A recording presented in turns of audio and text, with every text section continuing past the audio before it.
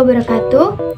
Perkenalkan, nama saya Yunita Nursukma dengan NIM 22017055 dari Prodi Sastra Indonesia, Fakultas Bahasa dan Seni. Salah satu mahasiswa pada mata kuliah pengantar pengkajian kesusastraan yang diampuh oleh Ibu Dr. Yeni Hayati SSM Hum di Universitas Negeri Padang. Baiklah, saya akan menjelaskan materi mengenai teori resepsi sastra dan penerapannya dan pragmatik sastra. Yang pertama yaitu pendekatan pragmatik sastra. A. Hakikat pendekatan pragmatik. Secara umum, pendekatan pragmatik adalah pendekatan kritik sastra yang ingin memperlihatkan kesan dan penerimaan pembaca terhadap karya sastra.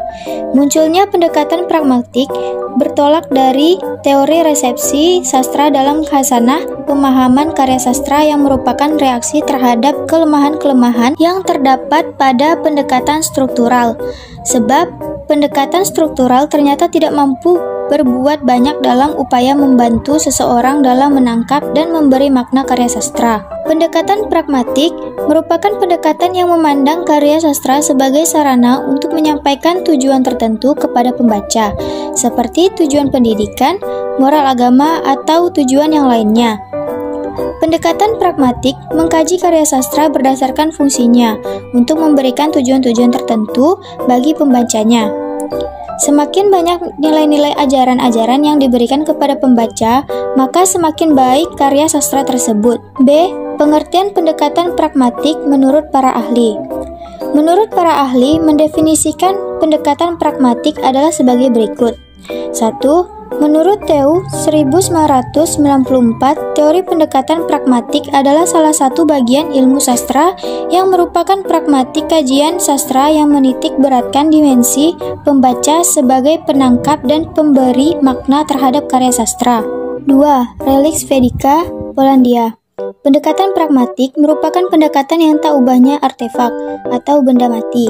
Pembacanya lah yang menghidupkan sebagai proses konkretasi. 3. Dawes dan User 1960.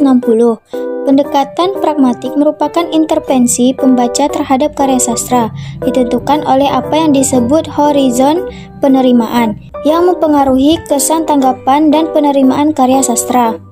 2. Teori resepsi sastra. A. Sejarah perkembangan teori resepsi sastra. Teori Mukarovsky terhadap karya sastra berpangkal pada aliran formalis sebagai usaha untuk memahami karya sastra sebagai realisasi fungsi puitik bahasa. Maka, oleh Mukarovsky dipertahankan pendirian karya sastra dalam sejarahnya tidak dapat dipisahkan dari konteks sosio-budaya serta kode-kode atau norma-norma yang berlaku dalam masyarakat yang bersangkutan. Tetapi dalam perkembangan ide Mukarovsky terjadi pergeseran terhadap konsep fungsi tersebut. Dalam pendekatan Mukarovsky ini, pengalaman estetik justru ditentukan oleh tegangan antara struktur karya sastra sebagai tanda dan subjektivitas yang tergantung pada lingkungan sosial dan kedudukan sejarah penanggap.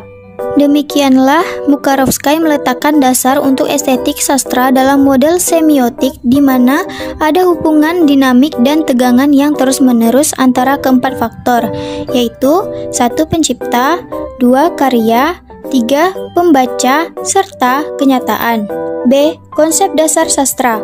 Sastra adalah teks-teks yang tidak melulu disusun atau dipakai untuk tujuan komunikatif, yang praktis, dan yang hanya berlangsung untuk sementara waktu saja. Luxemburg 1989. Menurut TU 1988, kata sastra berasal dari bahasa Sanskerta. Akar kata sas dalam kata kerja turunan berarti mengarahkan, mengajar, memberi petunjuk atau instruksi. Akhiran tra biasanya menunjukkan alat sarana. Maka dari itu, sastra dapat berarti alat untuk mengajar, buku petunjuk, buku instruksi, atau pengajaran. Dalam definisi sastra, karya sastra itu karya yang bersifat imajinatif, yaitu bahwa karya sastra itu terjadi akibat kekuatan imajinasi manusia hingga tercipta suatu dunia baru yang sebelumnya belum ada.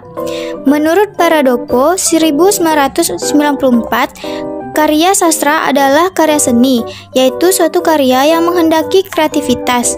Jadi, sastra adalah suatu wujud kreativitas manusia yang tergolong konvensi-konvensi yang berlalu bagi wujud ciptaannya dapat menjadi kaidah. Namun, keunikan karakteristik sastra pada suatu masyarakat, bahkan keunikan suatu ciptaan sastra, membuat sastra memiliki sifat-sifat yang khusus. Karya sastra adalah alat bagi manusia untuk menemukan seluk-beluk eksistensinya dalam kehidupan.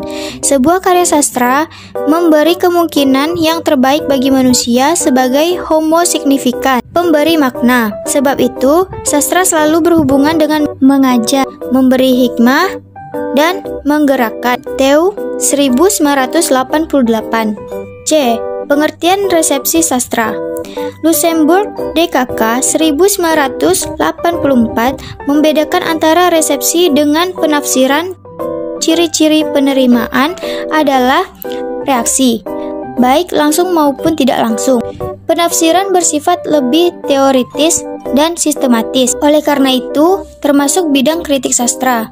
Meskipun demikian, resepsi sastra sebagaimana dimaksudkan dalam teori kontemporer tidak terbatas sebagai reaksi, tetapi sudah disertai dengan penafsiran dan bahkan penafsiran yang sangat rinci. Dalam penelitian, resepsi dibedakan menjadi dua bentuk, yaitu A. Resepsi secara sinkronis dan B. Resepsi secara diakronis. Bentuk pertama meneliti karya sastra dalam hubungannya dengan pembaca sezaman. Sekelompok pembaca, misalnya, memberikan tanggapan, baik secara sosiologis maupun psikologis, terhadap sebuah novel. Bentuk resepsi yang lebih rumit adalah tanggapan pembaca secara diakronis, sebab melibatkan pembaca sepanjang sejarah. Penelitian resepsi secara diakronis dengan demikian memerlukan data dokumenter yang memadai. Berdasarkan pendapat di atas, dapat disimpulkan bahwa resepsi sastra merupakan penelitian yang memfokuskan perhatian kepada pembaca, yaitu bagaimana pembaca memberikan makna terhadap karya sastra, sehingga memberikan reaksi terhadap teks tersebut. D. Dasar-dasar teori resepsi sastra. Teori resepsi antara lain dikembangkan oleh R.T. Segers dalam bukunya Resepti Estetika yang terbit tahun 1978. Di dalam pengantarnya, ia menulis, Aan het en van de jaren gestik werd in with Duitsland de Resepti Estetika geïntroduceerd. Segers 1978.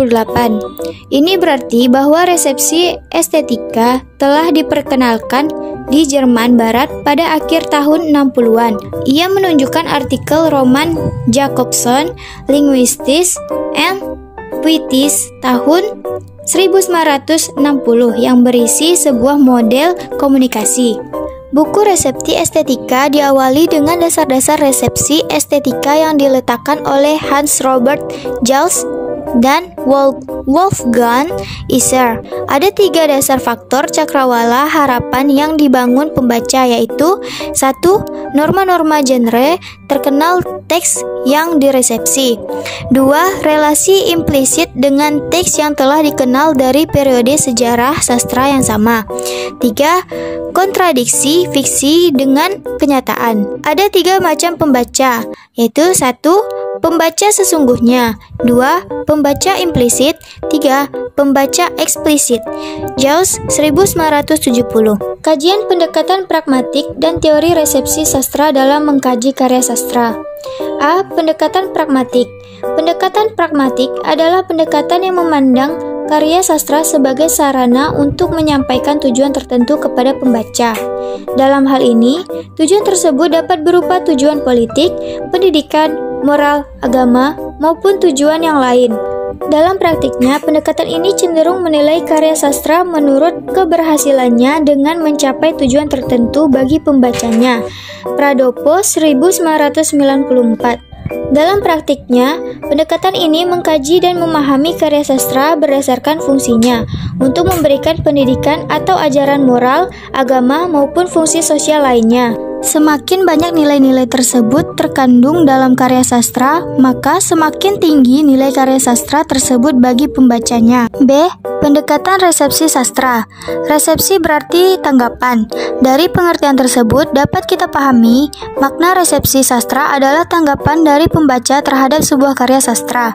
Pendekatan ini mencoba memahami dan menilai karya sastra berdasarkan tanggapan para pembacanya.